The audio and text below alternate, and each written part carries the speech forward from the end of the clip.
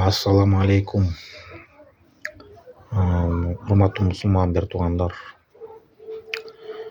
Мусулман адам бойдок болсо ыйманы жарты дейт. Ал эми үйлөнгөндөн кийин анын ыйманы толук болот дейт. Ошон үчүн кыздарга, жигиттерге айтарым, мүмкүнчүлүк болуп турса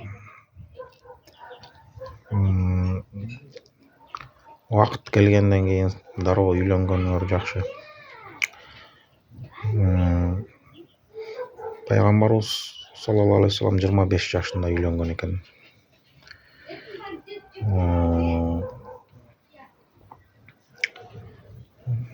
Өзү Орто Азиянын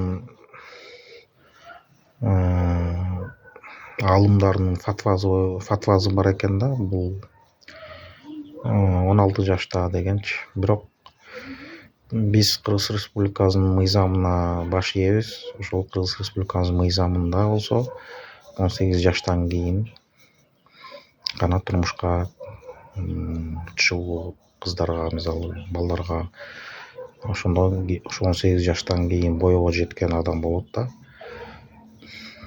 Анан ошо бизде ошо бойдок адамдар көп да. Анан алар бири-бирин азыр ошо табыша албай эле ушундай кыйналып жүрөт да көптөрчү. Мен деле өзүмдүн тааныштарым бар, досторум бар, классташтар. Ар кандай көрүп жүрөм да, эмиийнелер бар. Көп да. Үйлөнөт элем деген жигиттер көп. Анан ошо бул каналда ушул YouTube каналды атайын ушул бойдоктор үчүн алып барайын деп жатам. Бойдокторго бир ортодо себепчи болоюн деп, жакшылыкка себепчи бололу дейм. Мухаммад пайгамбарыбыз айткан,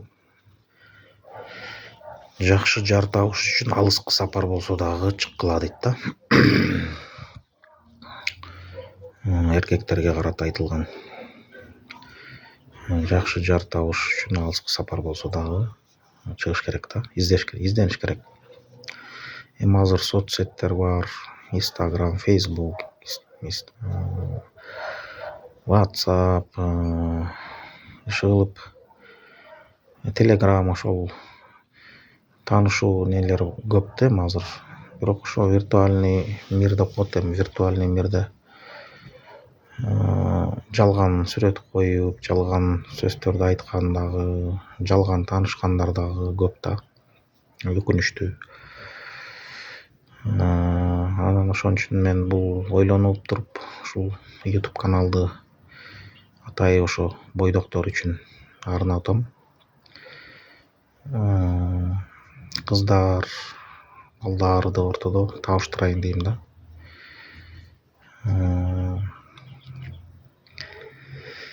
Ар бир аял киши бактылуу болушка укуктуу да. Дин бактылуулукту Аллах динге койгон деп айтылат да, динге койгон. Бирок дин бул мажбур түрдө, мисалы бирөөнү мажбурлап динге алып келе албайсың да, алып келген болбойт андай. Исламда эме жок да, мажбур, кыйноо жок да. Сыйлоо бар, кыйноо жок. Кызыктыруу бар, зордуктоо жок. Адам өзү Куранда да Аллах Таала өзү айткан, адамдарга кайрылганда Аллах Таала да айткан, силер мындай акыл бердим дейт да, адам баласына акыл берилди да. Башка неаматтарга караганда, башка жандыктарга караганда адамга акыл берилди. Эми ушул акыл ушул мындай ойлонбойсуңар бу деп Аллах Таалачы, кеңири ойлонгула деп жатат да. эми асман жердин жаралышы боюнча эмнеге жаралдым, эмне максатта жашайм, каяктан келдим, эмне максатта жашайм, каяка барам деген суроолорду адам өзүнө бериш керек да. Жашоодон максатым эмне? Ошон үчүн орустарда да бир жакшы бир сөз бар: ислам принимают разумные люди депчи. Чынында исламды ой жүгүрткөн акыл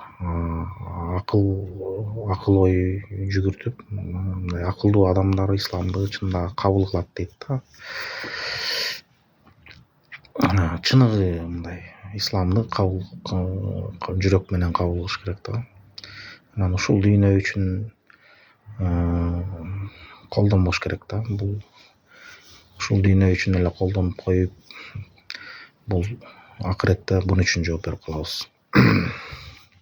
Сөзүмдүн башында айткандай, бул каналды ошо бойдок кыздар балдарга арнадым. Эми жашы 22ден эркектерди 22-23 жаштан суранат элем да.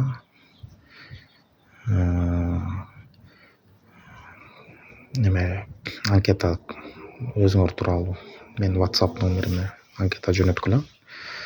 Анан кыз кишилер болсо 18 жаштан өйдө жогору кете берет да. Биз возрастты чектебейбиз. Анан ошол менин WhatsApp номериме кайрылгыла, комментарийга жазып коем да.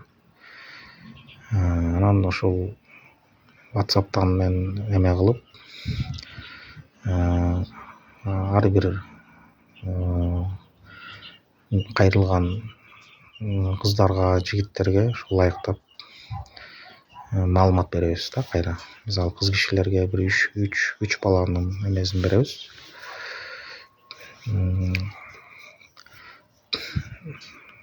Эме боюнча биографиясын кичине кыскача айтып, 3төн деп мен ушундай эметип атам да.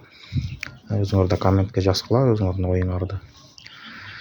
Бир кыз мисалы 3 баланы тандаганга укугу болот да. Анткени бизде көбүрөөк негизи эркек балдар кайрылат да, негизи элечи. Негизи эле эркек кишилер көбүрөөк кайрылат да. Ошон үчүн кызга ушундай выбор бериш керек. Тандоо. Ошо 3 эркектин эмесин, жашын, эмесин, баягы кичине өткөн өмүрү боюнча маалыматтарды беребиз. Ошо үчөөнүн бирөөсүн тандайт да. Анан кыздар тартынбастан мен WhatsApp'ыма жазгыла, өзүңөр тууралуу маалымат бергиле. Калп айтпай, туурасын айтып, анан ошого жараша иш кылалы. Ошол